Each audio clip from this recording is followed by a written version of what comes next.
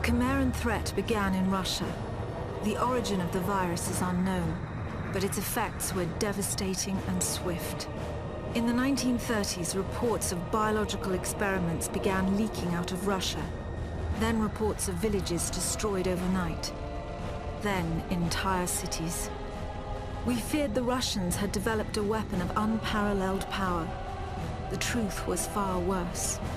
The Chimeras stayed sealed within Russia for over a decade. Then, in 1949, they launched an attack that overwhelmed all of Europe in a matter of weeks. For several months we thought England was safe. But in October of 1950, the Chimera burrowed under the Channel. We had prepared for them, but in 3 months' time, the war was lost. We abandoned the cities to the Chimera and retreated to scattered military bases and outposts. The Chimera had won. On July the 11th, 1951, the Americans launched an assault on the eastern coast of England. On the second wave of that assault was a sergeant named Nathan Hale. The actions of that soldier have become a matter of both scrutiny and myth. What follows are the known events of his life from July 11th to July the 14th, the day he was last seen.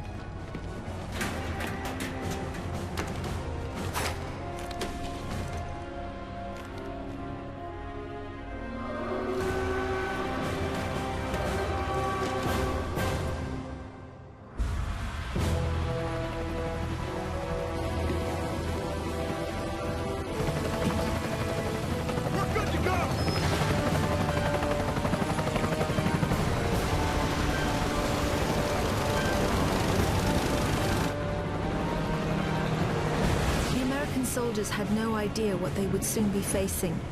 The US government had sealed its borders in 1950. Radio waves and newspapers became state property. Only the highest levels of their government knew the truth. The operation was an exchange. The Americans were bringing supplies and tanks into York. We were giving them our one secret weapon, something we could offer that they couldn't build themselves. I was the commander of the convoy team that was to meet the US soldiers. We were ambushed in Manchester on the way to the rendezvous. There was no way to warn the Americans. They were on their own in York, fighting an enemy they knew nothing about. We never learnt exactly what happened there. All we know is that Nathan Hale was the sole survivor. Go! Go! Go!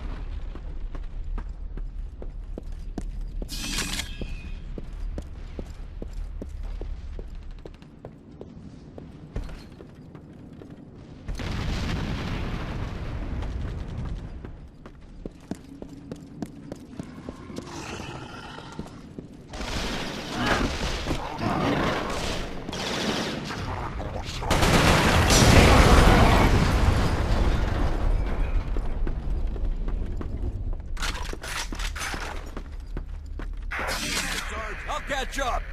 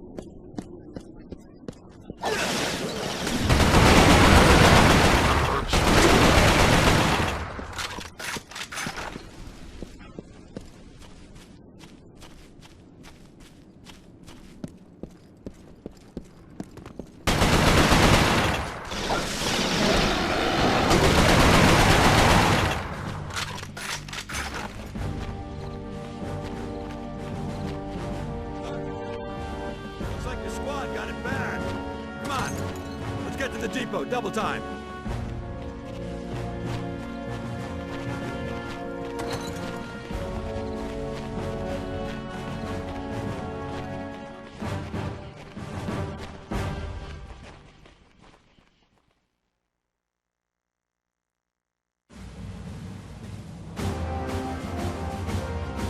Captain, you seeing this? What the hell is that?